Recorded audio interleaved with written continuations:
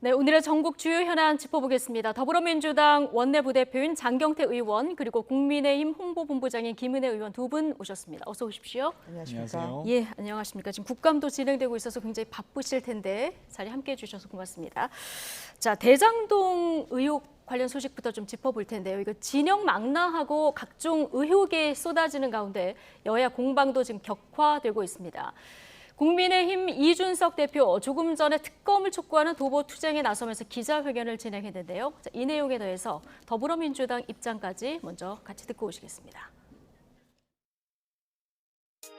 대한민국의 대통령을 뽑는 중요한 선거가 5개월, 6개월 앞으로 다가왔습니다. 지금 신속하게 이 수사를 진행하지 않는다면은 선거를 임박하고 국민의 여론에 빌려서 수사를 하면서 더 큰 오명을 낳으시겠습니까?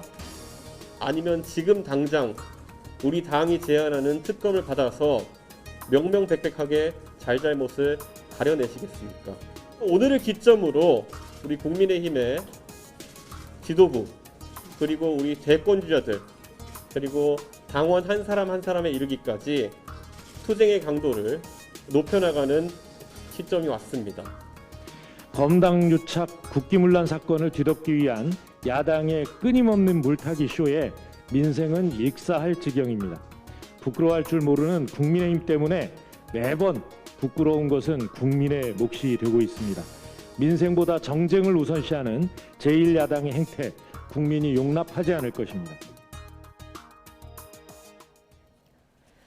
네, 자 먼저 이준석 대표 검찰 수사가 지지부진하다. 자, 오늘부터 투쟁 강도 높인다 이런 얘기를 지금 했는데 자, 특검을 촉구하면서 오늘 이준석 대표 여의도에서 청와대까지 도보 투쟁을 한다 이렇게 그렇습니다. 밝혔습니다. 김은혜 의원님도 같이 가십니까?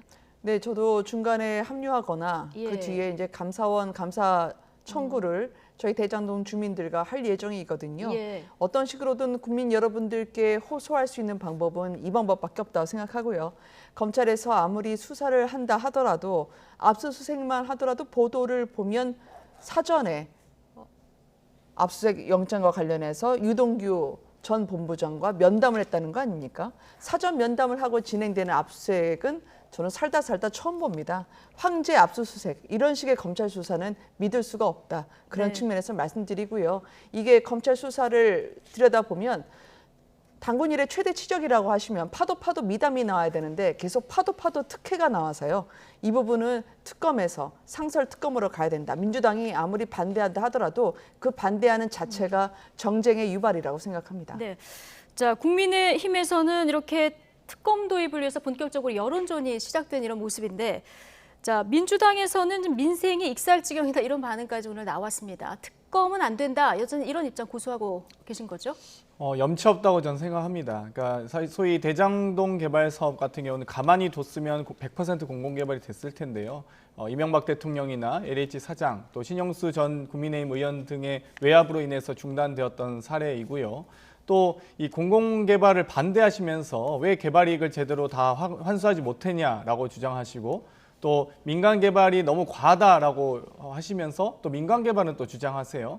저는 주택에 한해서는 100% 공공개발하는 것 혹은 50% 개발 이익을 환수하는 것 저는 대단히 동의하고 그 부분에 대해서 여야가 공히 추진했으면 좋겠습니다.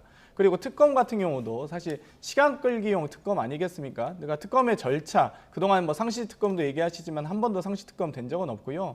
이 특검법이 여야 합의로 통과된다 할지라도 국회의장의 추천, 또 대한변협의 추천, 또 대통령의 임명, 그리고 그 특검이 수사팀을 구성하고 사무실을 개소하고 다시 수사를 진행하기까지 최소한 본 궤도에 오르기 위해서는 전 한 달 반에서 2달은 걸린다고 봅니다. 그리고 지금 현재 경찰과 검찰에 의해서 진행되고 있는 수사가 그러면 2달간 중단돼야 되는데 그때 돼서 수사 시작하면 사실 대선 끝나고 나서야 특검의 수사 결과가 나온다고 보기 때문에 혹은 그 전에 주먹구구식으로 수사할 가능성이 높다고 보기 때문에 저는 현재 이 검찰과 경찰이 수사하고 있는 부분을 수사권을 보장해 주면서 제대로 수사할 수 있게 해야 된다라고 생각하고요. 오히려 거기에 대한 네. 자성의 목소리로 박수영 의원님께서 50억 클럽이라고 주장을 하셨습니다. 네. 6분에 대해서 말씀을 하셨는데요. 저희도 사실 예상했던 멤버긴 했습니다만 대부분 다 국민의힘 소속이거나 국민의힘 그전 박근혜 정권의 연류 인사들 아니겠습니까? 그 부분에 대해서 전 염치가 있었으면 좋겠습니다. 예, 일단 김은혜 의원님, 네. 특검 수사 개시가 바로 되는 게 아니라 이게 시간이 필요한 일이다 보니까 지금 민주당에서는 특검 주장은 시간 끌기다 이런 주장인데요. 어떻게 들으셨습니까? 역사를 보면 오늘을 알 수 있죠. 최순실 특검 같은 경우에도 2달 만에 끝났고요. 사실 정의당까지 요구하고 있는데 민주당이 시간을 끈다고 하지만 상설특검이라고 하면 바로 대통령 후보 본격적인 본선 들어갈 때만이라도 할 수가 있습니다.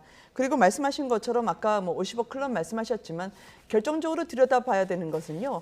이재명 지사님의 정치적 생명이 걸렸던 이 대법원에서의 판결, 무죄 취지를 내리셨던 분이 연루가 됐느냐는 부분이 사실이라면 이거는 재판 거래와 직결되는 부분이기 때문에 중요하고요. 그리고 민간 개발을 이야기하시지만 원주민들의 다수가 한두 명도 아니고요. 이재명 지사님이 시장 시절에 민간 개발을 하겠다고 대장동 원주민들과 함께 싸웠다. 그리고 함께 집회에도 참석했기 때문에 네. 민간 개발 될 줄 알았다고 그분들이 말씀하고 있습니다. 사람이라는 게 입장이 바뀔 수 있죠. 그렇지만 바뀐 입장에 대해서 명확하게 국민에게 설명할 수 있는 그 네. 신뢰, 얼마나 믿을 수 있느냐, 말의 일관성이 있느냐라는 건 우리가 정치인을 볼 때 가장 중요한 기준이 될 거라고 생각합니다. 예. 지금 말씀하신 이 원주민의 증언을 네. 어제 국감장에서 공개를 하셨기 때문에 저희가 녹취를 준비했거든요. 이 얘기 잠깐 듣고 오시겠습니다. 우리 이미 민간 개발하려고 땅 계약까지 다 했다. 네네. 그러면서 성남시 집회를 시작을 했어요. 네네. 대장동이 제2의 고향이라면서 다닌 사람이에요. 이재명이. 그러면서 그냥 주민들 힘내십시오. 같이 싸웁시다. 이래서 데모 현장마다 쫓아다녔어요. 당선이 되고 그 이튿날 대장동을 찾아왔어요. 네네. 찾아와서 오는 소리가 손바닥을 다루 뒤집는 거야. 이건 민간 개발 안 된다. 분당 성남의 마지막 남은 땅인데 원주민에게는 절대 피해가게 않게 해줄 테니 협조해달라.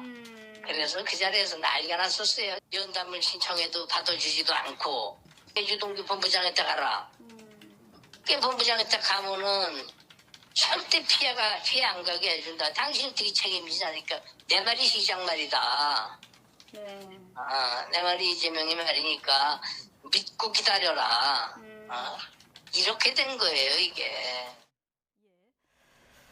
자, 이게 대선을 앞두고 있기 때문에 좀 유력 대선 주자인 이재명 지사의 책임이 어디까지이냐 이 부분이 이제 정치적 쟁점이 되고 있는 상황에서 어제 김은혜 의원님이 이 녹취를 공개하셔서 먼저 여쭤보면 들어보면 민간 개발 추진 관련해서 이재명 지사가 성남시장 당선 전으로 지금 말이 달라졌다는 거 하나 하고 또 하나는 유동규 전 본부장이 내 말이 이재명의 말이다 이렇게 얘기하는 걸 들었다. 지금 이 얘기를 저희가 듣고 왔거든요. 맞습니다. 자, 2가지 여쭤보겠습니다. 이런 제보가 지금 많이 들어오는지 하고 두 번째, 그렇다면 이 제보 신빙성은 우리가 어떻게 봐야 되는지 이런 지적하시는 분이 있을 것 같은데요. 그렇죠.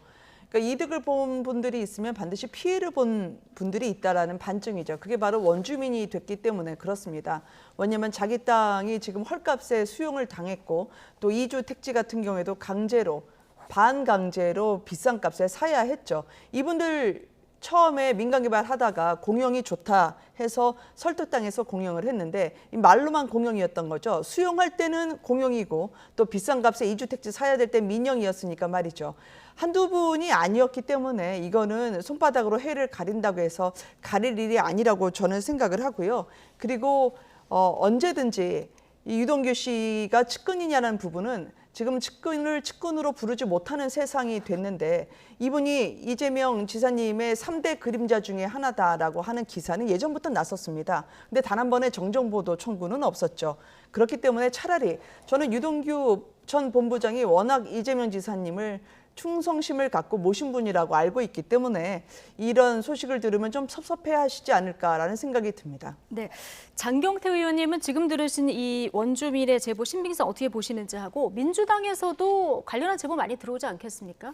네, 저도 어제 국감장에서 같은 예. 또 국토위 같은 상임이라서 들었는데요. 사실 신뢰도가 매우 낮은 주장입니다. 그러니까 예를 들면 저 발언 어떤 중에 점에서 그렇다고 보십니까? 예를 들면 이재명 이 당시 변호사의 어떤 민간 개발이 중요하다란 발언이나 혹은 시장이 된 이후의 발언 등도 없고요. 근거가 또 유동규 본부장이 얘기했다고 하는 뭐 예를 들면 네 마리고 시장이다 이런 근거는 없이 본인의 주장이거든요. 근데 네. 그 본인의 주장도 과거에 있던 녹음이 아니라 요즘 이제 이 대장동 개발 사업이 주목을 받으면서 이슈가 되니까 또 이 녹음이 되어 있는 녹취를 딴 파일이기 때문에 그 정도 파일은 사실 얼마든지 우리가 생산할 수 있다라고 보고요. 일방적 주장이기 때문에 이 부분은 이 팩트 객관적 자료라고 보기는 어렵습니다. 그리고 사실 여러 가지 이제 저희가 뭐 국감 중에 너무 많은 얘기를 해서 네. 2009년도부터 이명박 대통령부터 시작해서 여러 가지 LH 사장 또 신영수 의원이 이 압력을 국감장에서 압력을 LH를 통해서 압력을 행사하는 과정이라든지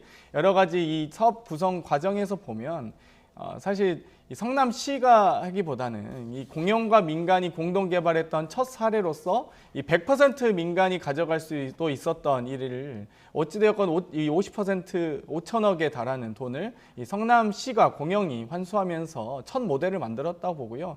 사실 제가 LCT까지 얘기하고 싶진 않지만 LCT 같은 경우도 투자금 대비 민간 개발사가 100% 이익을 다 독차지하면서 뭐 그 부분은 뭐 이주민의 입주 제가 자금은 말하지 않아도 잘 아실 겁니다. 정말 이 많은 자연경관과 조망권을 해치면서 입주민들에게 아주 고가로 판매했던 그런 사례들은 제가 얼마든지 찾을 수 있고요. 또 이와 별개로 다른 이 수도권의 그런 개발 방식들이 대부분 다 이렇게 막대한 개발 이익을 얻었냐라고 한다면 그건 또 아닙니다. 그러니까 예를 들면 이 유사한 지역에 유사한 90만 제곱미터에서 한 5천여 세대가 입주했던 의왕 백운밸리 같은 경우도 사실상 지금 손실이 400억에 달하고 있거든요. 그러니까 제대로 관리하지 않고 시가 도시공사가 제대로 관리하지 않고 이 부분에 대해서 뭐 그랬을 경우에 이런 손실이 발생할 수 있는 사례들은 얼마든지 있다. 그렇기 때문에 이 대장동 관련돼서 이 성남시의 관리 부실이 있었다든지 네. 아니면 도시공사가 어떤 이 불법과 비리를 저질렀다고 하면 그 근거가 하나라도 나왔으면 좋겠습니다. 그런 게 하나도 없는 상태고요.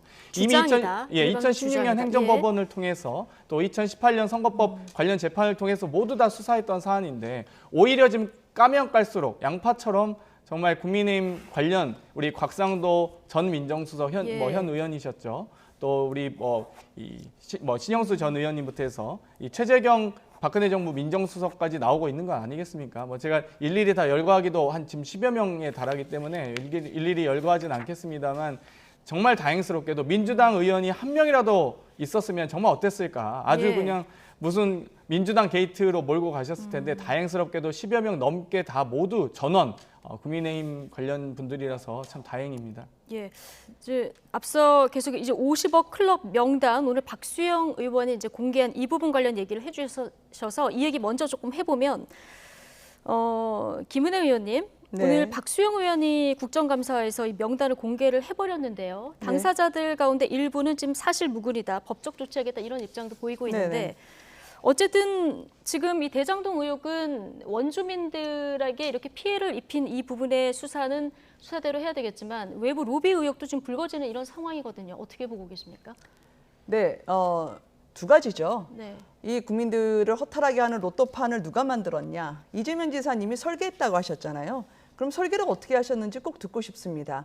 왜냐하면 당장 없는 분들을 위한다고 하지만 임대주택 같은 경우에도 당초에 이재명 지사님이 성남시장 시절에 계획했던 것보다 점점 줄어들었거든요. 예. 근데 그 대신 임대주택의 세대는 계속 줄게 하는 대신 유독 화천대유의 세대는 계속 늘게 하셨어요. 그게 근데 이재명 누구인지는 지사는 이게 성남시장 퇴임 이후에 일어났던 일이다 이렇게 얘기하고 있는데요. 그거는 15%가 6%로 두 동강 이상 난 게 결과적으로 2019년이었고요. 이재명 지사님이 성남시장 시절에 이미 예. 임대주택의 세대수가 줄어들었고 화천대유가 분양받은 아파트의 세대수가 늘어났습니다. 그게 2015년, 2016년 계획을 계속 변경하면서 일어난 일입니다. 예. 그리고 두 번째는 아까 원주민 말씀을 해주셨는데 이게 우리에게 불리하다고 해서 상대를 적이나 조작된 형태로 몰면 그거 굉장히 위험한 발언이라 생각합니다. 저는 유감을 표명하셨으면 좋겠고요. 이거를 그러면 국감장에서 조작을 하거나 아니면 다른 사기성의 허위 사실을 이야기했다는 겁니까?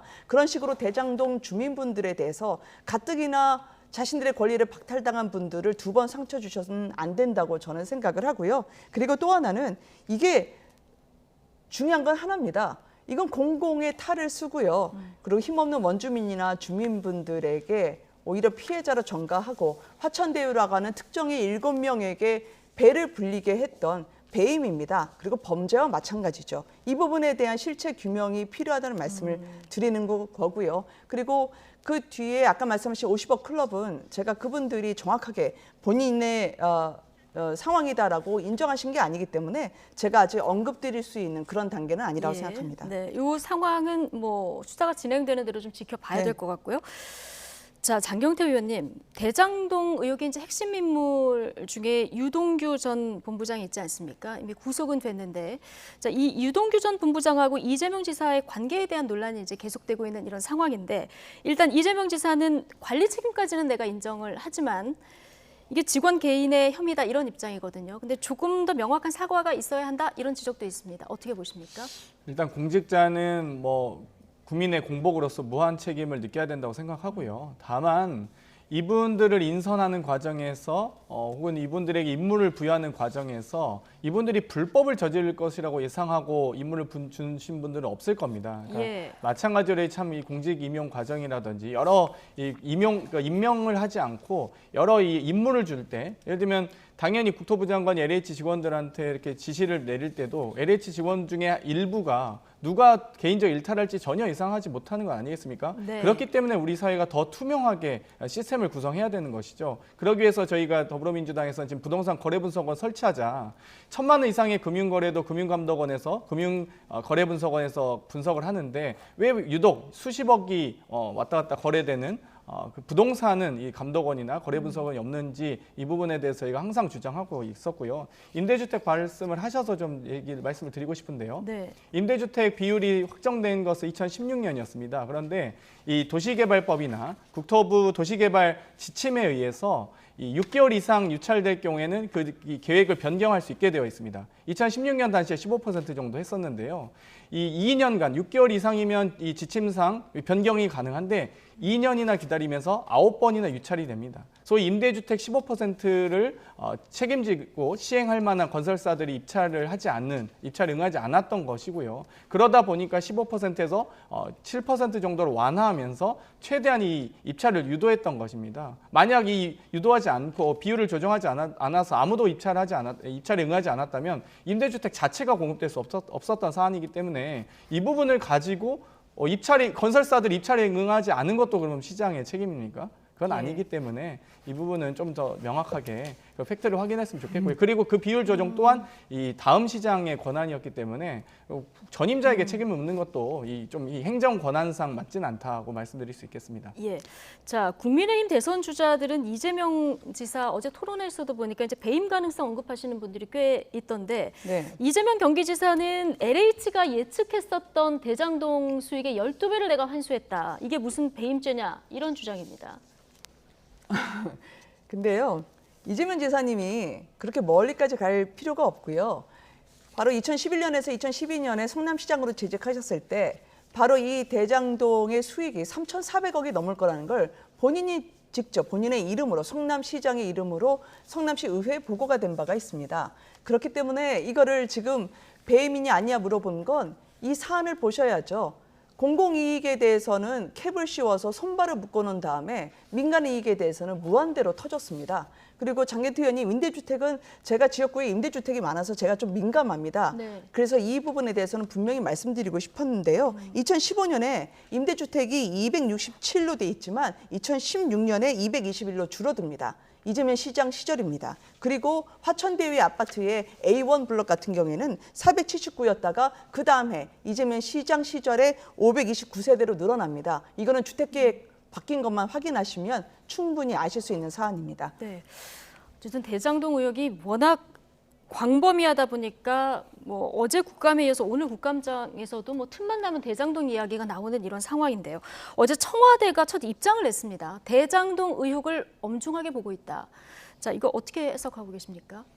뭐 여러 가지 사안에 대해서 청와대는 당연히 엄중하게 볼 수밖에 없을 텐데요. 다만 중요한 것은 이 과거 정정부 인사들이 많이 연루되어 있기 때문에 또 또다시 이 부분이 여러 가지 권력형 게이트로 나타나지 네. 않을까라고 걱정하시는 것 같고요. 근데 워낙 이 전방위적으로 로비했던 사안, 그러니까 건설업과 또 이 법조계가 이 결탁한 사안에 대해서 어떤 분들이 어떻게까지 연결되어 있는지 좀 사실 예측하기 어려운 상황 아니겠습니까? 예. 오랫동안 이 골마있던 이 고름이 보통 터질 때는 어디까지 터질지, 어디까지 이 고름이 쌓여 있을지 모르기 때문에 아마 그 부분에 대해서 엄중하게 보고 있다. 아무래도 무거운 마음으로 보고 계시리라 예. 보고요. 하지만 그럼에도 불구하고 이 부분이 철저하게 수사를 받고 또 관련 책임자들이 철저하게 책임을 받아야 된다라는 말씀으로 이해되고요. 방금 예. 김은혜 의원님께서 잠깐 얘기하셔서 좀 말씀드리고 싶은데 이 개발이익 환수에 대해서 원래는 이 LH가 예상했던 400억은 이 부동산 경기가 매우 안 좋았던 2014년, 15년 이 최경환 부총리가 빚내서 집사라고 했던 가계부채 대책회의에서 이 12만 호 주택 공급 계획을 7만 호로 깎았던 그런 시절의 계획이었고 사실 그 상황에서도 1공단의 공원조성이라든지 임대주택 사업 배당으로 4,300억 했다가 2017년 3월에 이 토지 가격 상승에 따른 개발이익 환수를 추가로 합니다. 이 부분이 바로 이 터널 600억이라든지 RC 확장이라든지 또 배수지 60억이라든지 해서 한 1,120억 원 됐는데요. 이런 부분들도 토지 가격 네. 상승으로 인한 개발이익 환수를 했었다.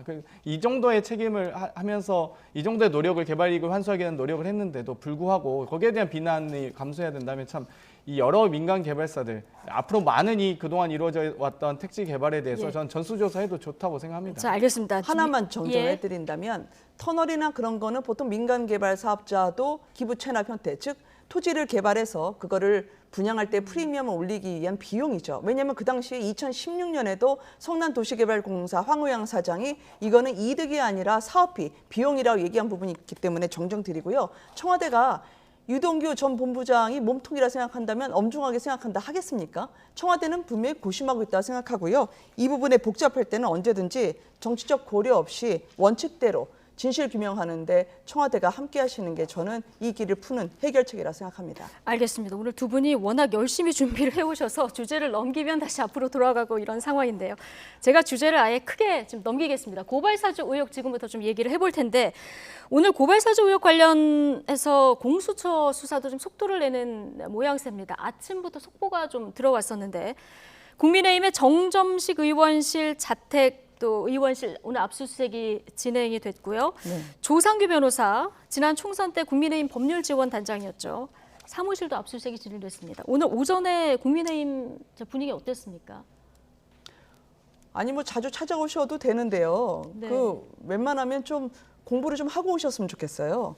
이게 한강에서 뺨 맞고 엉뚱한 데서 화풀이 하시는 것 같은데 손중선 보냄의 손중선이 그 손중성이 맞는지에 대해서 계속 헛갈렸다가 공수처로 넘어간 상태인 것 같은데 결국 또 빈손으로 넘어가시지 않았겠습니까? 결국 이게 저는 최초에 작성한 사람은 한 사람일 테니까 그 사람을 찾는데 이분들이 집중해야 되는데요. 이거를 지금 헛갈려 하시니까 헛바퀴 도시는 것 같아요. 처음에는 공수처가 저희도 좀 걱정했습니다. 왜냐하면 상당히 공포스러운 그런 힘을 과시할까 봐 했는데요. 이제는 이게 실력이 좀 딸리시는 게 아닐까 싶어가지고요. 오히려 국민들이 공수처를 걱정하지 않으실까 생각합니다. 예. 이렇게 그냥 잔잔하게 시간을 끄는 건 안 하셨으면 좋겠습니다. 예. 지금 이 고발장 관련해서 그 손준성 검사에서 김웅 의원한테 넘어가고 거기서 이제 조성은 씨한테 제보자죠. 넘어갔던 그 초안이 있는데 이 가운데 하나의 고발장이 이제 최강욱 열린민주당 대표의 고발장인데 8월에 있었던 실제 최강욱 그 대표 고발장하고 내용이 워낙 유사해서 의혹은 제기가 됐었는데 이후에 수사가 어떻게 진척이 됐다, 초안 작성자가 누구냐 이런 부분에 대해서는 지금 나오지 않았거든요. 오늘 공수처 압수수색이 있는데 어느 정도 수사에 좀 진척이 있다고 보십니까? 저희가 분명히 확인 가능한 사안은 손준성이라는 분이 김웅 의원에게 텔레그램을 통해서 전달했고 또 김웅 의원의 이 텔레그램을 통해서 조성은 씨에게 전달했던 것 그리고 조성은 씨를 통해서 당 관계자를 통해서 정전식 의원을 통해서 고발된 사건 아니겠습니까? 이거는 이 줄은 맥락은 다 이해하시리라 봅니다. 그런데 문제는 그러면 김웅 의원은 누구에게로부터 이 자료를 받았냐? 그럼 그 손준성이라는 사람은 누구냐라고 했을 때 이 자료가 워낙 실명이 들어가 있는 판결문입니다. 검찰이나 법원이 아니고서는 이 판결문, 실명이 들어간 판결문 자체를 열람이 불가능하고요. 그럼 손준성 씨가 검사가 아니고 해커냐, 해킹을 해서 이 자료를 구한 거냐? 해커 손준성이 아니라면 검사하겠죠. 이 부분에 대해서 이 중앙지검 공공수사부에서 배당받았었나요? 그 중앙지검에서 이 손준성 씨가 전달한 건 맞다라고 확인을 하고 현재 검사에 대한 수사이기 때문에 공수처로 이관이 된 것입니다. 그리고 공수처가 김웅 의원에 이어서 이 정정식 의원까지 이제 이 압수수색을 한 건데요. 여러 가지 압수수색하는 과정에서 이 사안이 얼마나 엄중하냐면 이런 검사에 의한 선거 개입 그리고 선거 방해는 이 선거법 위반이 아닙니다. 이 형법 위반, 선거방해죄로 검찰, 경찰, 군인 등이 선거에 개입할 경우에는 10년까지 징역 10년까지 선고할 수 있는 매우 엄중한 범죄이기 때문에 최소한 저는 손준성, 김훈, 정정식 의원님은 아마 법적인 책임을 피할 수 없을 것이다. 다만 네. 김웅 의원님도 아마 고민하시겠죠. 이 폭탄을 자기가 들고 있는데 폭탄 돌리기를 하고 계시는데 자폭할 것인지 아니면 국민의힘에 떠넘길 것인지 아니면 본인의 친정이었던 검찰에 떠넘길 것인지 고민하실 텐데 손준성, 김웅 그리고 정정식 의원님 모두 세 분 다 검찰 출신이세요. 또 이 손준성 검사 같은 경우는 이 범정 수사정보정책관이라고 이 검찰총장에게 직보하는 라인입니다. 소위 검찰 내의 국정원장 같은 역할이기 때문에 이 부분은 뭐 앞으로 공수처가 제대로 수사하셨으면 좋겠고 저는 예. 앞으로 예정된 수순이었다고 봅니다. 네, 정점식 의원은 내가 고발장 초안은 줬는데 입수 경위는 모른다. 자, 이런 입장을 밝힌 상황이라는 점도 알려드리고. 자, 어쨌든 공수처 수사가 지금 어느 정도 진척이 됐는지 이거는 이제 수사 속보가 들어와 봐야 저희가 정확히 알 수 있을 것 같은데요. 자, 공수처 한편에서는 지금 박지원 국정원장도 입건을 했습니다. 제보사주 의혹 수사도 본격화된다 이렇게 보면 될까요? 네. 아니, 국정원장이 국정원법 위반, 뭐 윤석열 후보 협박 발언이나요, 또 제보사주 의혹, 공선법 위반이긴 한데 결국은 이 부분에 대해서 저는 이제 윤 전 총장에게는 고발 사주든 아니면은 뭐 제보 사주든 영향을 미칠 만큼 미쳤다고 보고요. 윤석열 후보가 직접 고발 사주했다는 증거를 찾지 못한 상태에서 안타까움의 행보가 계속 검찰이나 공수처에서 나오고 있는데 추가로 선거에 미칠 파장은 별로 크지 않다고 생각합니다. 상당히 네. 많은 국민들이 이제 이 사안을 어떻게 봐야 되는지 마음속으로 굳히고 계신다는 느낌을 받고 있어요. 여론조사상요. 예, 제보사주 의혹 어떻게 보고 계십니까? 뭐 일단 국민의힘 측에서 고발하는 사안이기 때문에 뭐 이 국정원장이 혹시나 그런 우려가 있을 경우를 대비해서 입건하셨으리라고 생각하고요. 당을 떠나서 어떤 국가기관에 의해서든 선거 개입은 없어야 됩니다. 뭐 국정원, 특히 검찰, 군 사이버사령부 등에 의해서 선거 개입했던 2011년, 12년, 13년 여러 가지 국정농단 전의 선거 개입 등이 떠오르는데요. 앞으로 이런 일이 없도록 공수처도 한번 뭐 엄중한 경고를 했다고 생각을 합니다. 예, 대장동 관련 의혹 그리고 고발 사주 의혹 두 가지 이제 짚어봤고요. 짧게 질문 한 가지씩만 드리면 오늘부터 민주당 3차 국민 선거인단 투표가 시작된 거죠. 예, 그러면 10일에 이제 과반이 없으면 그대로 후보 확정이 되는 겁니까? 네, 어제부터 경기도, 오늘부터 이제 서울 예. 대의원 권리당원에 대한 선거가 이루어지고 있고요. 50% 한 후보가 50%를 넘으면 결선 투표 없이 후보가 확정됩니다. 어떻게 예상하십니까? 뭐 저는 일단 중립적으로, 중립적으로. 네, 바라보고 있습니다. 끝까지 지켜봐야 된다. 네. 김은혜 의원님 비슷한 얘기하실 것 같은데 오늘부터 2차 컷오프 4명으로 줄이는 이 컷오프 앞두고 여론조사가 이제 시작된 상황인데요.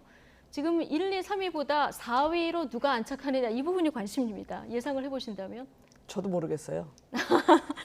제일 궁금하고요. 네. 예, 제일 알고 싶고요.